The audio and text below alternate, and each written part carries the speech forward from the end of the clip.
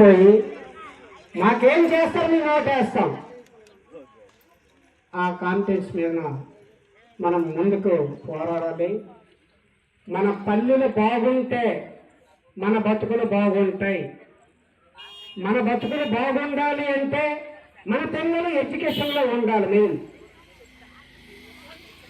ఎడ్యుకేషన్లో లేకపోయినందువలన చిన్న చిన్న షాపుల్లో, చిన్న చిన్న కంపెనీల్లో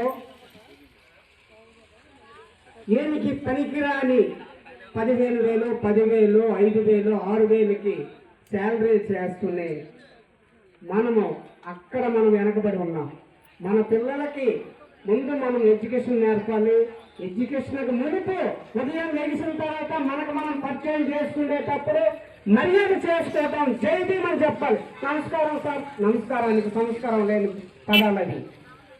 జై భీమ్ చెప్పుకుంటే మన పిల్లలకి జై భీమ్ అని అంటే ఏంటంటే ఇప్పటికి ఎవరికి తెలియని పరిస్థితిలో ఉన్నాం. జై భీమ్ ఖచ్చితంగా నేర్పుకోవాలి.